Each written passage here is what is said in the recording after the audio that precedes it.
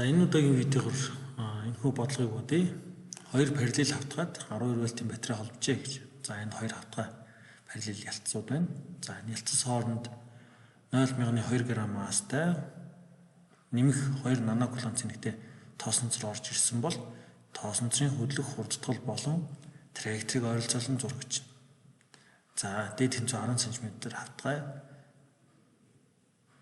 10 см тэгээд хавтгай ялцыг хангалттай том гэж тооцоорой гэж. За тэгэхээр энэ дэр яаж бодох вэ гэхээр бид эхлээд ялцаа зуръя. Хажуу талаас нь харсан хэлбэрээр зуръя. За тэгэхээр энэ талд нь бол сүргээр зэнгэлэгдсэн байна. За энэ тал нь бол яг нэмэхээр зэнгэлэгдсэн байна. За тэгэхээр энэ хоёрын хооронд бол 12 вольтын потенциалтай. За тэгэхээр энийг нь 12 вольтын потенциалтай, нөгөө тэмдэг вольтын потенциалтай гэж үзье. За тэгэхээр цахилгаан орон бол нэмэхээсээ хасруулж эхэлнэ. За ийшийг бол юу вэ гэхээр цахилгаан орон. За тэгэхээр энд ямар нэгэн нэмэгдсэн юм байна.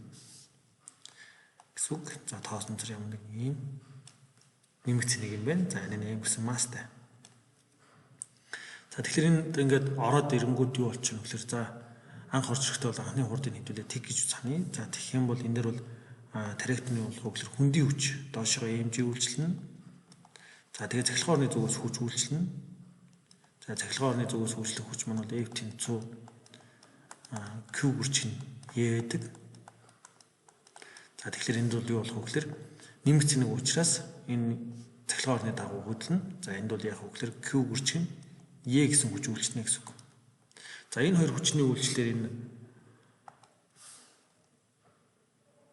тоосонцор маань хөдлөх юм байна. За ингэж хөдлөхдөө бол траектор нь яаж гарч ирэх вэ гэхээр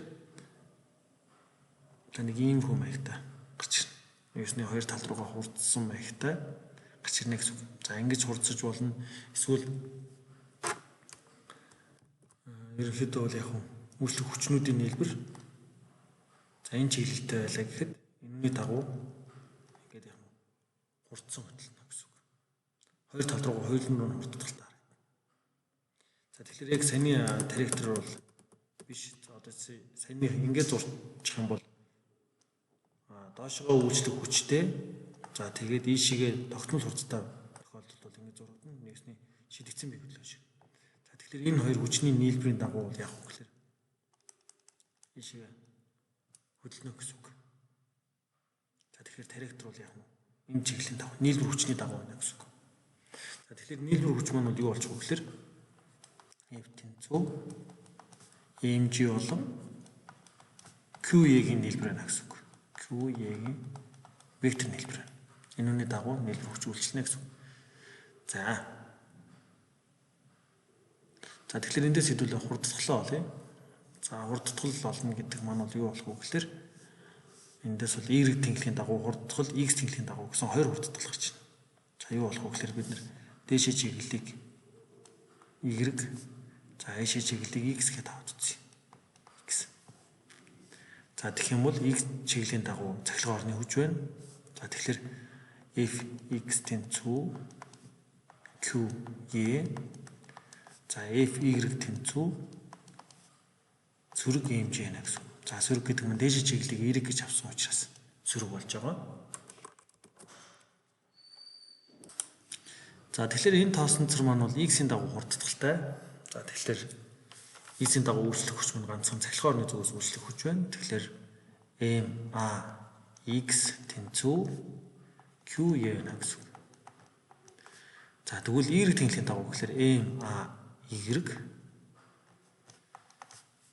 юу болох вэ гэхээр сөрөг mg.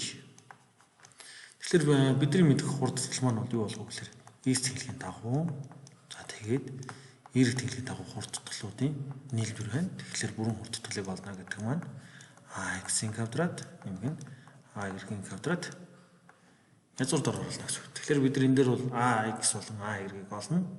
За тэгэхээр цэник үл өгөгдсөн байна. За цахилгаан орон энэ дээр бол бидэрт өгөгдөг байна. За G бол мэдж байгаа. За тэгэхээр энэ дээр бид нар цахилгаан орныг яаж олох вэ гэхээр E гэдэг маань бол V бахан D байдаг. За V гэдэг маань бол энэ хоёр ялц хоорондын потенциалын ялгуур. За D гэдэг маань энэ ялцас хоорондын зай болно гэсэн үг. За энэ зай бол юу болох вэ гэхээр D. За тэгэхээр энэ хүчтэл нь болохоор 12 вольт. 12 вольтыг хуваах нь D нь 10 см. 10 см гэдэг чинь 0.1 м. За ингээд бодох юм бол эндээс 120 вольтыг хуваах нь метр цахилгаан оронтой байна гэсэн үг. За эндээс бид нэр x-ийн дагуу хурдтгалыг болъё.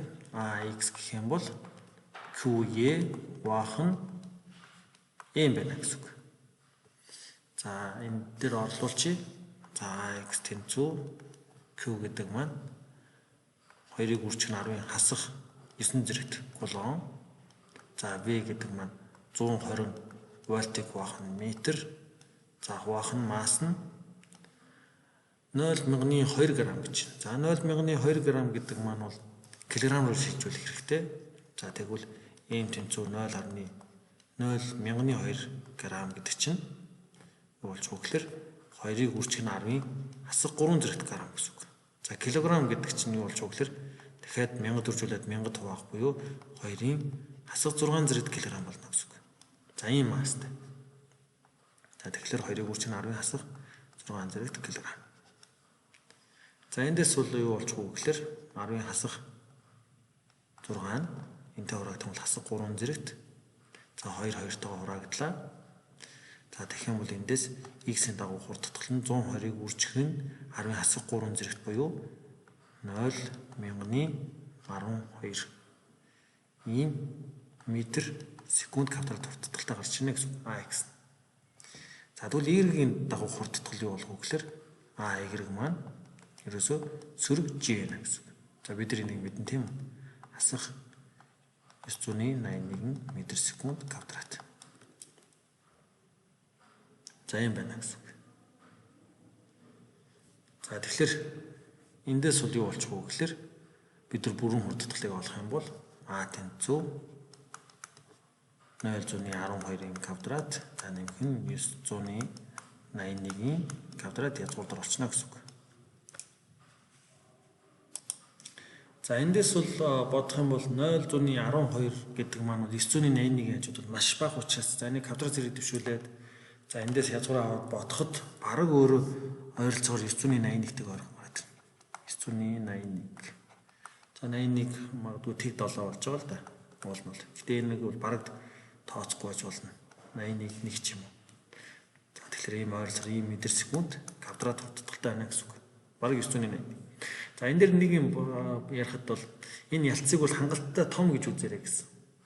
Тэгэхээр энэ юу болчих нь вэ гэхээр цаад хэлэх гээд байгаа санаа маань болохоор энэ хурдтгал бага бөгөөд энэ ийшээ явсаар гад ямар ч энэ ханандаа хүрнэ гэдгийг хэлж байгаа.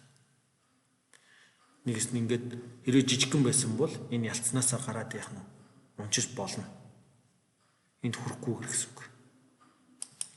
За тэгэхээр энэ дээр бол бид энэ ханыг одоо мөргөхөд ямар хэмжээний хугацаа зарцуулах вэ? Энэ цэник маань бол энэ нэмэх ялцны бараг ойролцоо байсан гэж тооцох юм бол энэ x тэнглийн дагуу хурдтгалтай хөдөлнө. Тэгэхээр d зайд v0t нэмэх нь at квадратыг хуваах нь 2 гэж бодох ёстой. Гэтэ энд бол анхны хурдыг хэдүүлээ бараг тэг гэж үзье гэсэн. Тэгэхээр юу болчих вэ гэхээр at квадратыг хуваах нь 2 болно. За энэ дээр бол x-ийн дагуу хурдтгал гарч байна. Яг тэгэхээр d зай гэж туулж байна. За эндээс бол юу болох вэ гэхээр эндээс хугацаагаа олж болно. Хугацаа олох юм бол 2d хуваах нь x-ийн язгуур авна гэсэн үг. За эндээс ингээд бодох юм бол энэ маань бол ойролцоогоор 1.3 секунд гарч ирж байна. За 1.3 секундэд энэ хананд юм очиж өргөнө гэсэн үг. За тэгвэл энэ доошоогоо ямар зайг туулах вэ гэж. Доошоогоо. За тэгэх юм y тэнцүү. За at квадратыг хуваах нь 2, y тэнхлийн дагуу хурдтгал байхгүй. Гэхдээ энэ хурдтгал нь gt квадратыг хуваах нь 2 болчихно. За энийг хэдүүлээ 981 гэж авъя. За t нь болохоор 1.3 секундын квадрат хуваах нь 2. За ингээд бодох юм бол юу болох вэ гэхээр ойролцоогоор 8.3 м. Тэгэхээр ялц маань ийм хэмжээний том байж иж доошоогоо 8.3 м явж байна гэсэн үг. За иймэрхүү маягаар яг үгээр ялцас хоорондын одоо цэнэгт бөмбөгийг оруулж ирэхээр энэ үнд одоо үйлчлэх хөдөлгөөнийг тооцож болох нэ. За магадгүй ийм хөдөлгөөний бодлого дээр энэ болж хүндийн хүчийг бол тооцсонгүй баг гэж үзээ, хүндийн хүчийг тооцохгүй гэсэн нэг юм бодлого байдаг. Тэгэхээр энэ дээр бол эмжил байхгүй болчихно гэсэн. Тэгээд энэ шиг X тэнхлийн дагуу хурцах хөдөлгөөн болоо шугамны дагуу хөдөлгөөн буюу нэг хэмжээс хөдөлгөөн яригдал болчихно гэсэн үг.